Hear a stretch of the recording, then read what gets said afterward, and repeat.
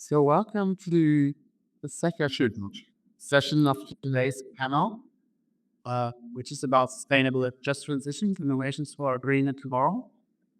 So now after you've heard in the first session the technological and innovation optimistic perspective, you will hear something from the social sciences. So all of us here are human geographers, and as geographers, our job is to look at things in total if possible from a more holistic point of view, which also means that we will tell you in detail that it is complex and not easy.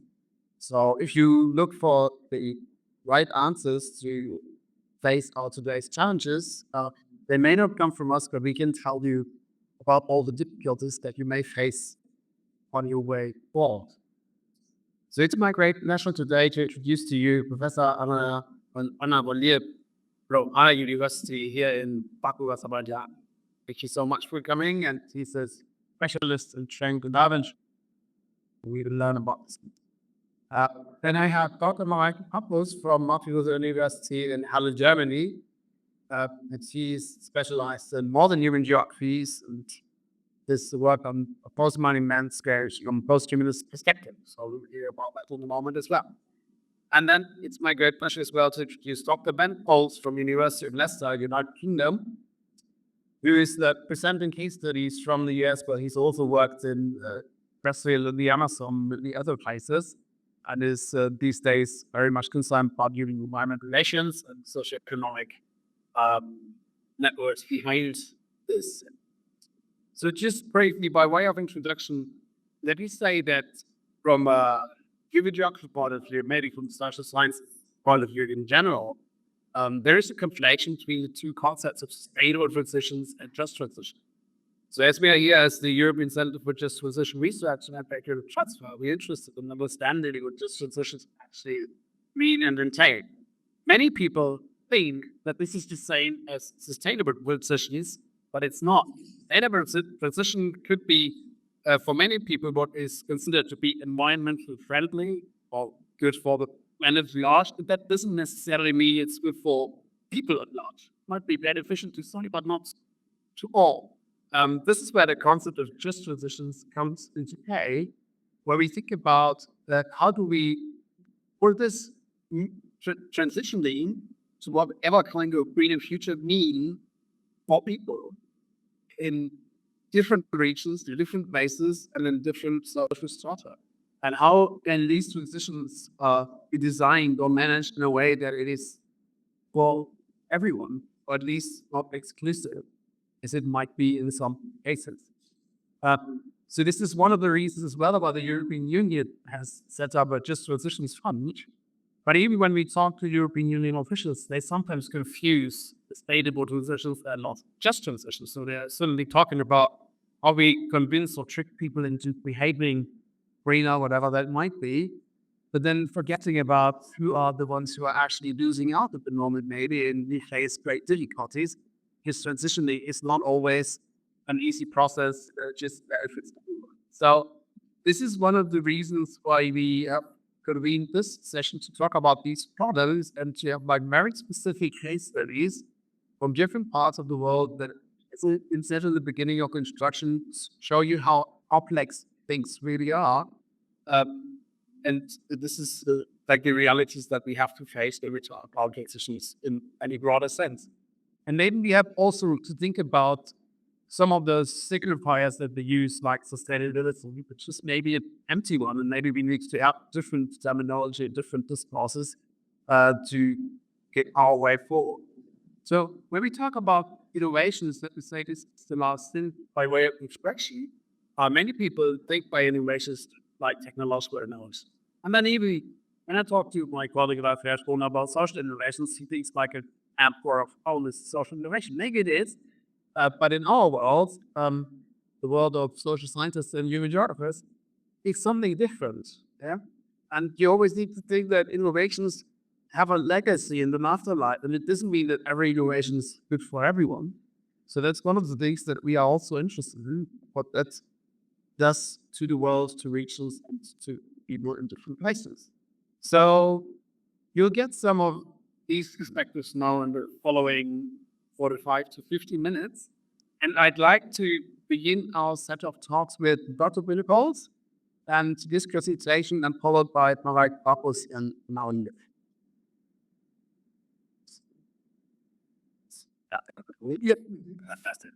Hello, everyone. Thank you very much for having me and for listening to me speak. Thank you, Jonathan, for introducing this. Thank you, Jonathan, for introducing the session as well. So I'm going to be talking about a brief research trip that is becoming a much larger research program that I did with a colleague of mine, also listed on the slide there, called Dr. Matt Weil. And we're going to be talking about, or I'm going to be talking about rather, wind power, wind energy across North America. And it's worth noting that this talk is informed generally about some experiences doing research with wind power across Europe, across Brazil, and so forth. So when we think about the just transition and the green transition are coming, those two words coming together, we can come up with a range of different paradoxes within the transition itself. So there are, I think it's being blocked, but no. Paradoxes of the energy transition. And I've identified three main paradoxes: a moral paradox, a financial paradox, and a material one. And I'm going to step through those for your benefit. Before we get that, just a quick note on methodology. Focused on the ways in which sites of energy production are made and ultimately how they are transmitted from one place to another, drawing from a range of theoretical approaches developed by myself and some others with pictures. So paradox one, we're all aware that there's an energy transition and it is essential for saving our lives as humans and more than humans on the planet. This is the existential crisis of climate change. However, embedded in that, there is a range of significant demands for more resources, particularly metals, if we're talking about renewable energies. And we also have to get to think about the parts of the planet that get used for the production of these energies. And in this sense, we can look backwards to the primary sites of production, forests, mine landscapes, and so forth. We can think about the landscapes where these energies are produced, and then we can think about things like post-consumer waste or post-consumption waste, as I write here. So the picture on the right is a quick schematic that details some of the some of the metal demands we'll need by 2050. Here to go through with net zero by 2050. I don't have my glasses on, so I can't pick out particular metals, but you can see that they all go up quite significantly, especially for hitherto rare earth metals.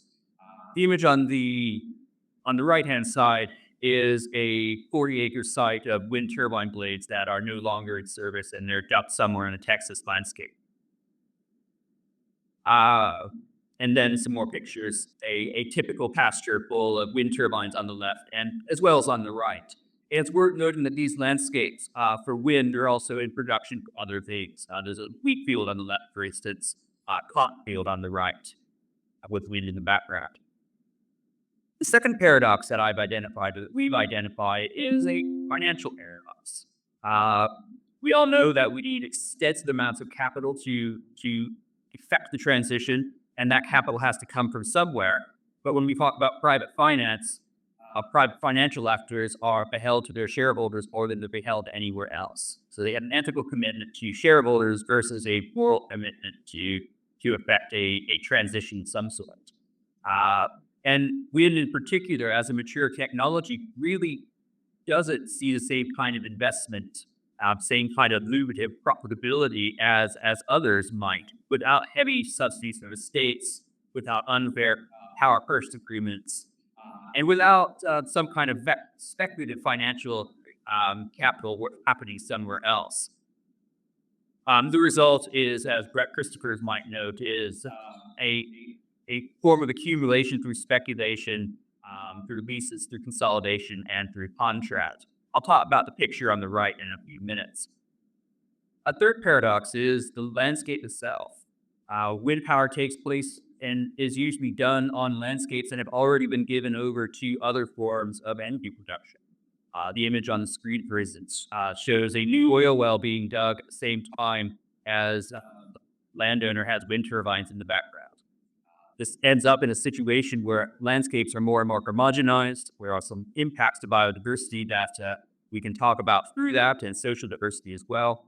And we can also think about the distribution of benefits. So lucky landowners will reap the benefits through profits, through land sales, etc. Communities at large might not see the same benefits. In this case, they certainly have not. This is just a quick pitch about where I've gone and what I've seen, and I'll show you some photographs after that. So again, when we think about wind energy, or we think about carbon transitions more generally, it's nice to think that there's not a coal station burning fossil fuels in the background, but there are other impacts. We have energy pumps, electricity pumps on the right, and more wind energy and wind harvesting on the left. This picture again, we have farms and wind turbines. This might be a good use of land. It might not. Again, we're thinking about social and biodiversity. There's raising some exceptional problems. We can also think about the ways in which these landscapes have already been degraded in extensive ways, and that wind power and renewable power becomes just another way to extract economic benefit from an already extracted economy. I think also then finally, we get to think about the ways in which boom and bust cycles lead to abandoned spaces, either abandoned owing to no more oil and gas development or minimal oil and gas development in the southern United States, or city centers that have been turned over to financial actors rather than other forms of political economy. And then I think from a biodiversity standpoint, we can think about homogenized landscapes again. Fields and wind, as far as the eye could see, as the slides read. So if we unpack this idea that we have transformative landscapes, we can begin tracing the money and the finance, which is my main project. So this is an image of a wind turbine on the right, obviously.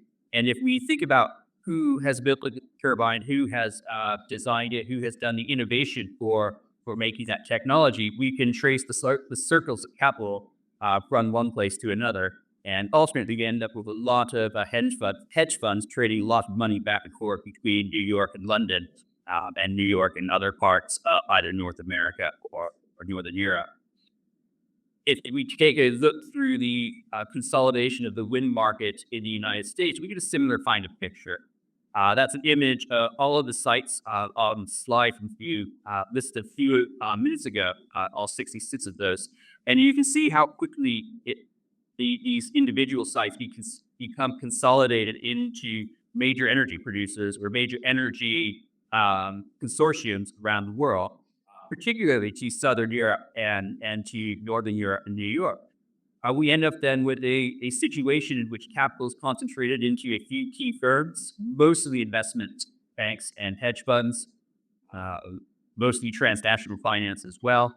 And then we also end up in situations where electricity is exported from local resources to serve more distant customers, more distant consumer demand, leaving out the benefits to local communities, but certainly leading the externalities behind: noise, pollution, landscape degradation, and so forth.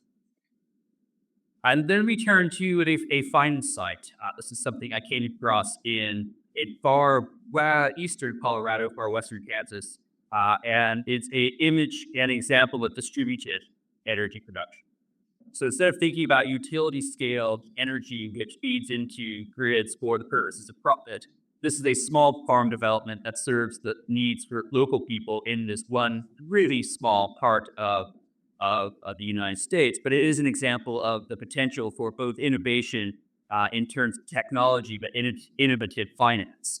This site in particular was paid for by the Biden administration in the Green New Deal. So quick conclusions. Utility scale wind power tends to homogenize into an extractive landscape. Demonstrates the ways in which plugging into the grid is ultimately about extracting energy profit rather than and changing into something perhaps more just and beneficial for all. Benefits are displaced and moved to the same financial actors, and shortcomings at all points in supply chain um, uh, are more or less felt all around the world. It does beg the question: what does transition mean, and what kind of transitions are we really after? Either just or green or both. It could be both. We end up thinking about scale, and it's worth noting that we should avoid the local crap. The one example from the previous slide might be good, both intrinsically and instrumentally, but that doesn't mean everything that happens locally is a good thing. More, I think, generally, we can think about the ways in which we should be thinking about, as geographers at least, the ways in which individual sites are connected to other sites. And so, what is green and just in one place might be not green and not just in another. I think time is up. Fantastic. I guess the final point then, and this feeds into some of the previous discussion, if if the speculative speculative forces of finance capital do not lead to just outcomes in all cases, then I think we have to re-question what the role of the state is, and maybe thinking more globally, thinking about what the role in the states together should be in both financing and regulating a green and also just transition. I'll stop there.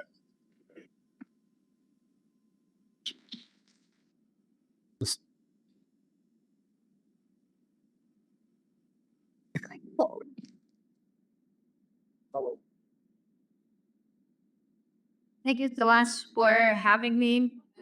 Unfortunately, I've been victim to technological issues, so my PowerPoint is not here. As a geographer, I would have brought you beautiful maps and beautiful pictures. So what I now need from you is patience and your imagination, probably, because you just have to imagine the places that I'm gonna describe to you. So what I will be talking about is my postdoc project, which is looking at post-mining landscapes in Germany. More specifically, the central lignite German mining district, lignite or brown coal, is still mined in Germany in 3 different districts spread around the country, one on the west and 2 in the east of Germany, the former GDR, which is also crucial in understanding how these landscapes are now reformed, also after COVID.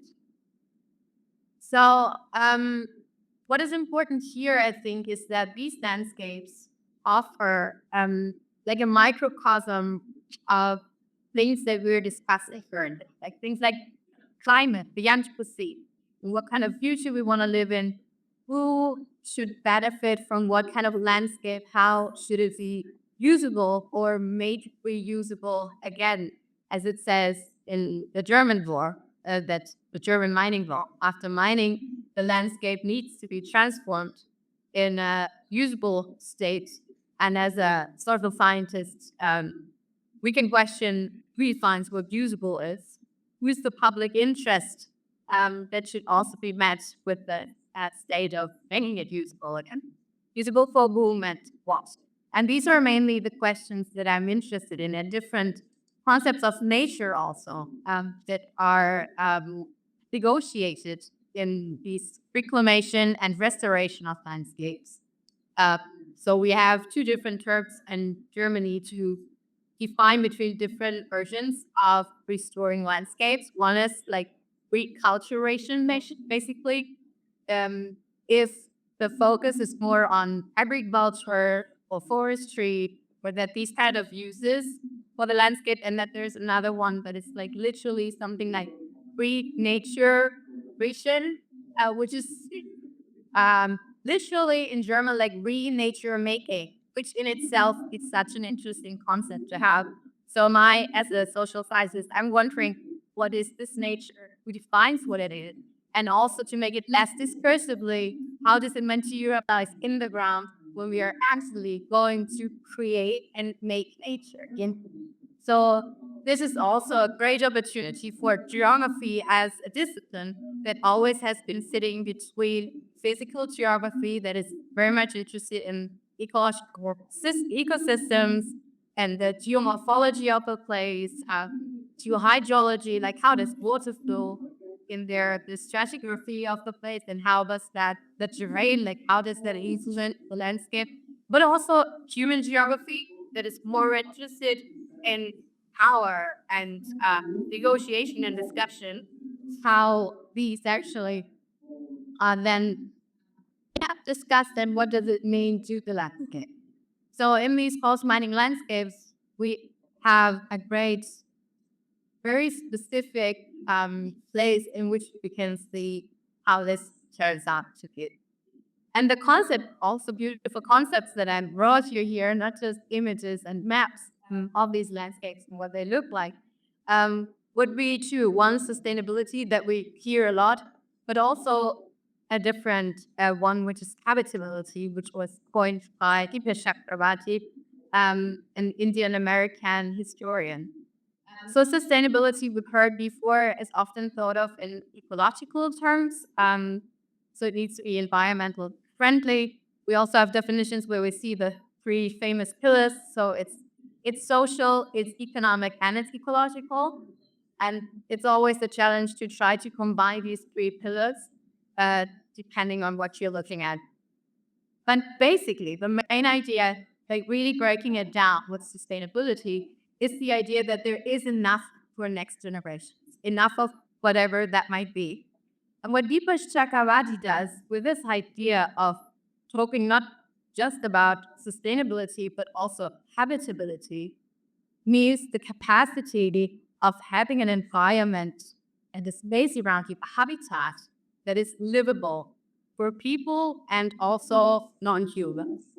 So it tries to really encompass the more than human and human worlds, try to combine all these ecological, economic, and social ideas within one. And what it also does, it has a different lens on the time. So sustainability is always framed within a vision towards a future. It will be fine one day. We make sure it will be fine one day. What habitability does is shifting that focus to it's good that we take care of it, it will be fine one day, but we should not forget to make it fine today and to look at also where is harm caused by maybe trying to make something else more sustainable. Who benefits from it, but also who loses, because there will always be someone losing from it. And what I find also interesting from a social science perspective, I like Daniel's idea of hope, and I think that's very important. But I would also like to add the idea of Donna Haraway, who said we need to stay with the trouble. So I would also like to staying with the trouble, because if we just talk about how it's going to be fine one day, we lose sight of people and also species that suffer from whatever is going on, whatever kind of transformation is happening. And these kinds of concepts help us to shift focus to, such issues. And especially coming back to my post-mining landscapes, they are ecologically also very interesting sites, not despite mining, but because of mining. Because there's a particular way in which nature, so to say, thrives if it gets disturbed. And mining is a way of disturbing in a very broad spatial and temporal way. Therefore, there are very specific ecological niches that emerge, and they will disappear with restoring the landscape. But also restoring landscape and maintaining it is a huge amount of cost that is distributed unevenly. And there's also East Germany facing different kinds of problems, since the mining company was oftentimes the GDR, a state that is non existing anymore, and therefore also the responsibility has been shifted. And the question is also who will pay for maintaining the newly developed landscapes, because they do need a high amount of maintenance. They might look pretty. What's mainly been done is, like, really in a nutshell, is that the remaining pit, so it's open pit mining, and the remaining pit is flooded and there are artificial lakes created. So we get new nice touristy sites with artificial lake, but it sounds more easy than it is. So everyone who might have spent some time at the beach to build a sandcastle and maybe have like water running around, if you don't pour water on sand, what it does is it becomes mud. So you don't have a nice basin with like clear water in it. And the anthropogenic ground that is left after mining is like sand. So it's a high amount of engineering that goes into creating these new landscapes. And also plants are used, so non-human actors are used to recreate these landscapes, to restore them in order to avoid erosions, in order to improve the soil quality, because there's also nothing in the ground. Um, the terrain is made by humans. It's anthropogenic ground for soil scientists. And these are also more difficult to model. They are in geohydrology, they are more models for anthropogenic grounds than for any other kind of ground and soil because they're so unpredictable and they do not follow the natural stratigraphy that other ground does. So there's a high amount, even after restoring the landscape, to look if there is the risk of erosion, if there's the risk of the water body becoming acidic, which is also connected to the mining and what was left in the ground and gets washed out into these artificial lakes. So they need constant monitoring, which is also politically at the moment discussed in Germany of how to distribute this because the costs, if you remove that landscape from the mining law, the municipality is in charge of paying for whatever is left there. And as you can imagine, like depending on this kind of municipality, if there are big cities around or not, they have different amounts of money but have to deal with the same kind of difficulties in their landscape. So to conclude, I think I would like us to continue thinking about sustainability in terms of economic, ecological, and social, but also try to embrace what Deepa Chakrabarti has called habitability. So do not forget the current situations and the possibilities of making a livable environment for humans and non-humans and situation too. Thank you.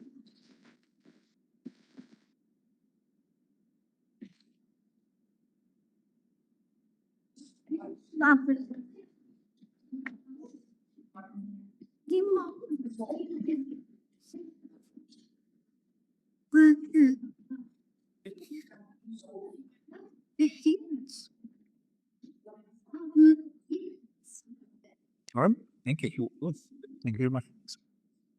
All right. Thank you very much, dear ladies and gentlemen, for being today with us. After then, coming from the place of the Kansas to the mines of the Germany, it's time to come to the reality of Azerbaijan, specifically Baku. And my presentation would be from perspective to look at what is the case, what's going on today with the issues of the sustainability cities in Azerbaijan and specifically about Baku, and what are the challenges we have in applying certain type of the sustainability cities implementation framework in Azerbaijan. I just want to give you some kind of a little bit brief of what is this work about. Back in 2023, together with the World Bank experts, we got together and come up with a study or to understand how far or how good Azerbaijan, Baku and Azerbaijani cities are fitting the sustainability framework, trying to understand where we are and in which areas we are lagging behind. So this is a result of our study that we conducted for 6 months. So it's unfortunately it's not open, but if you want, I can share with you the uh, results of this World Bank's report on specifically what's going on in that. So in this kind of a slide, you can see that where Baku is technically, Azerbaijan and Baku is technically are located. So you can see that the major problem today with Baku and Azerbaijan related to the sustainability issue, the biggest challenge is that absence of the disaster resilience plans or disaster resilience uh, actions or strategy, making Baku and other cities of Azerbaijan completely vulnerable to any type of the disaster or any type of the risks related to the floods, droughts, earthquake, heat stress, and definitely landslides. So this is kind of the overall things. And other things that we are talking about is that areas of the city competences. The biggest challenge for Azerbaijan is that local municipalities do not have enough political, administrative, or financial resources to implement certain kind of actions because all the decision making are in the hands of the central government.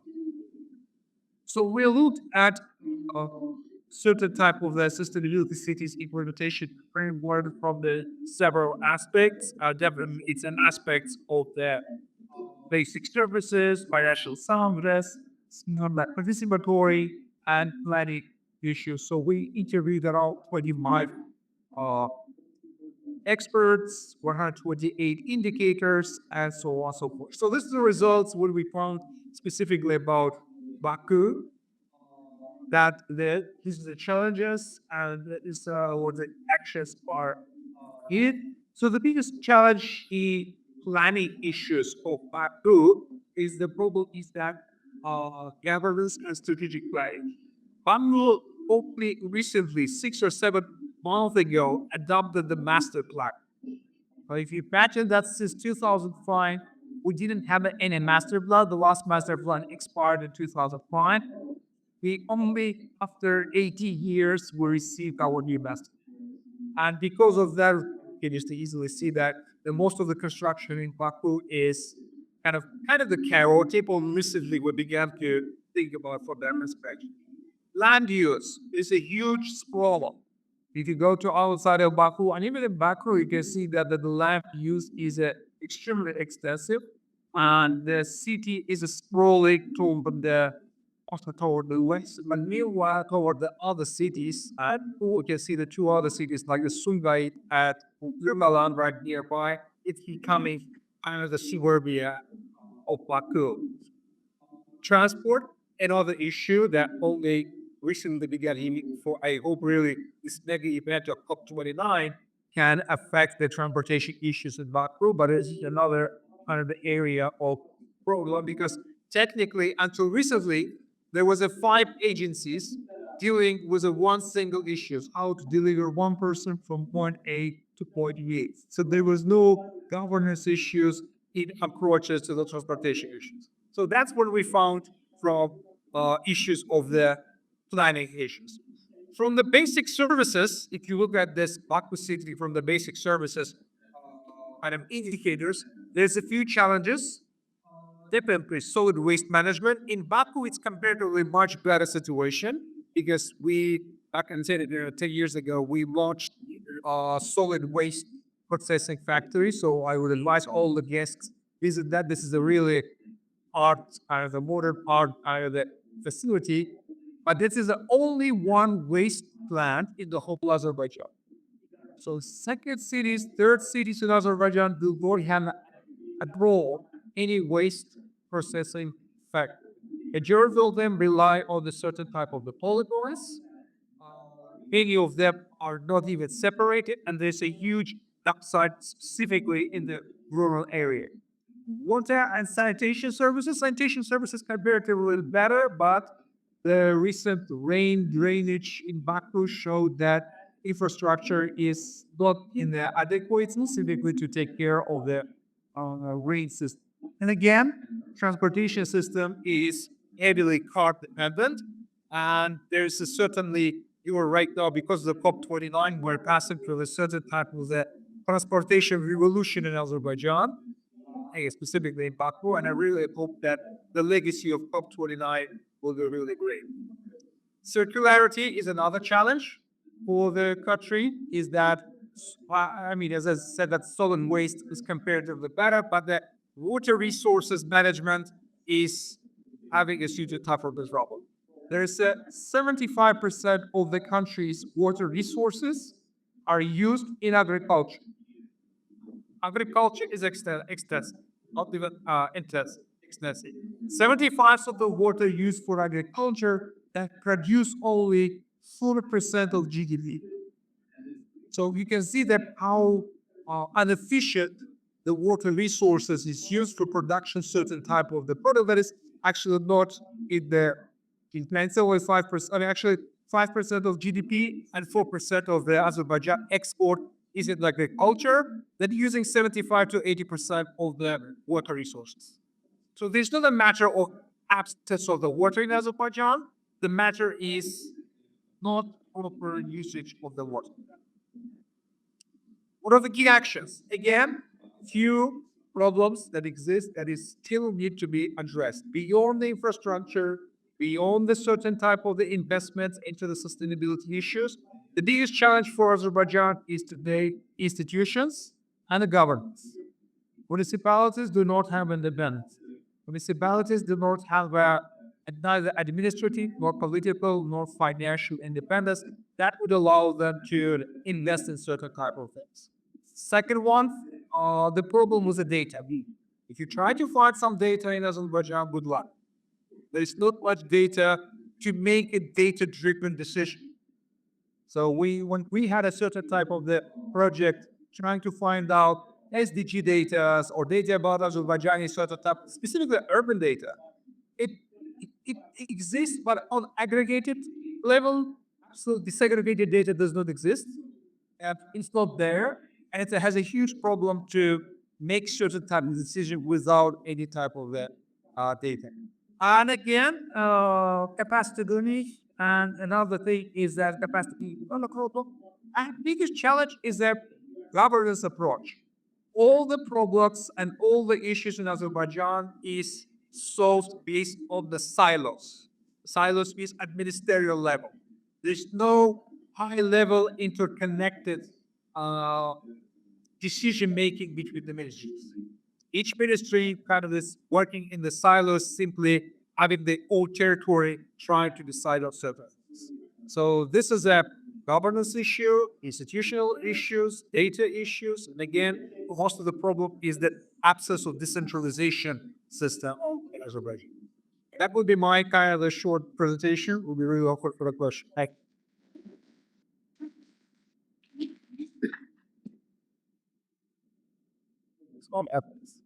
Thank you very much for the last three parts here that just got the interventions. You're talking about urban or agriculture, not mining transition schemes, transition landscapes. We will always question about what is happening in these transitions.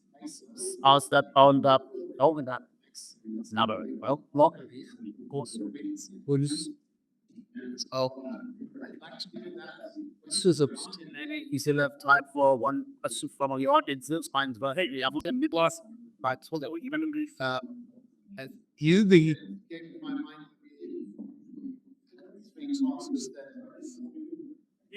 really on our way to what hope will be a better future. Are we not creating a lot of Frankenstein solutions that might have a very long lasting legacy that's not so um, Yeah, thank you for the Frankenstein analogy, because I will pick up on that. Because what the book is actually Frankenstein. Frankenstein? exactly say Yes, because what the book is actually trying to tell us is love your monsters. And this goes back to what I also try to lead to with staying with the trouble. So I think we also need to get away from always just positive narratives of it's gonna be all right, because it's also gonna be not all right. And I think acknowledging that can also really help to go through this. Like sometimes there's also a strain of thought in social sciences where they think like it's almost like grieving. We are leaving things behind also, and we, in order to get over a grief, you also need to take some time to acknowledge that there are things lost, that there are people lost, that there are landscapes lost, that there's stuff happening which is not all right. And that we created it, and we now also have to create something which is not ideal for everyone. But love your monsters, this is the best we can do, because all that the monster is looking for is to be loved. And it just becomes angry because it doesn't. So it also tries to teach us that it will be more calm when we, I think, address these things too. And also, like, doing qualitative research in the region and talking to people, they're so fed up with hearing all over again, it's gonna be all right. Because they heard that with the transition from the GDR to the post-socialist state, everyone told them it's gonna be all right, and it wasn't all right for many people. And I think some of them feel like, now you're gonna tell us again there will be like green landscapes and everything will be just amazing. We don't believe you anymore. And I totally see why. And I think it would be more honest to be like, we are trying to make it all right, but this might hurt. And we need to look at where does it hurt, and maybe we can make this a bit better. But yeah, it's not everything is gonna be all right.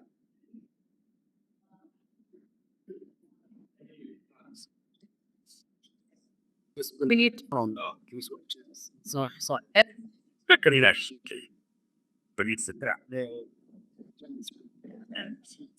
Right. So I think the second part of the question, and I think you raised it nicely, is maybe asking the question, who's the monster and who isn't the monster in that story. I'm interested, I think, in the earlier parts of this questions, which is about the winners and losers. As currently configured, as far as I can work out, the winners are my pension fund and all of our pension funds, because we're all heavily invested in these large-scale financial actors. I think the losers are many of the people who are fixed in these landscapes that are being transitioned on top of them. That certainly was the case in Kansas, Oklahoma, and Texas, where there's significant rural depopulation, minimal opportunities for young people. That's impacting the state, like the Kansas, the Oklahoma, and Texas state. Little Texas story, I guess. But I think the people are losing if they cannot access the benefits of this transition, because they certainly been at the problems. And that bears in some of the other work I've done in Bahia, Brazil, where people are being removed from what they thought was their lands in terms of for sakes of winter so without reconfiguring the financial landscape, it's ease sort of justice in anything.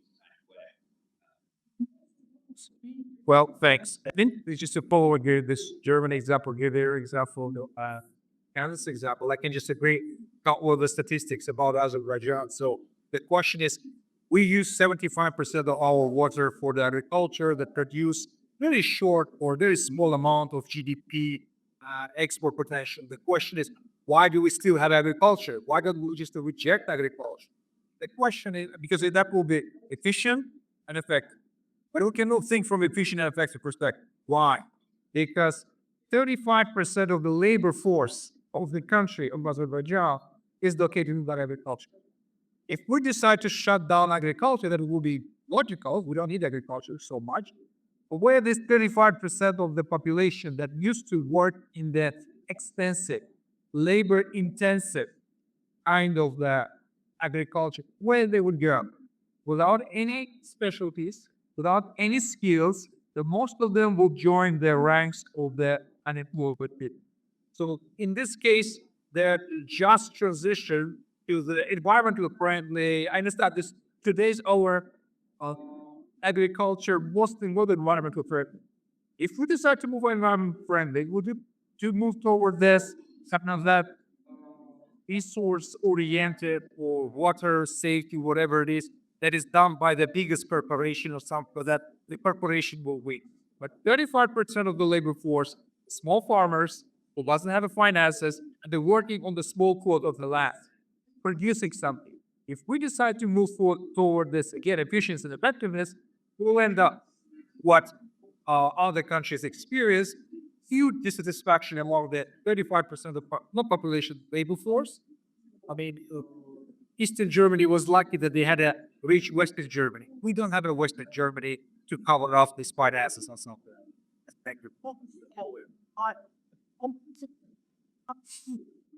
Yes, so thank you very much about these answers. I think it brings and ties it actually very nice together. And I think what I said in the very beginning promised that we could not quite do with the solution, but how complex it really is on the ground, how difficult it will be.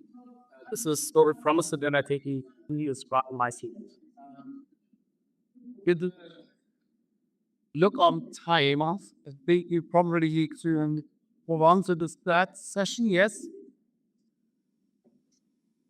Yeah, we are part. Yeah, so then we take questions on the break. So we're around the news here. It's like in the afternoon here, so we've already trashed here at this moment. So we have a very short break. Please stay here. I'll come back in 5 minutes. We'll start the last reverse session of our energy today. Thank you so much.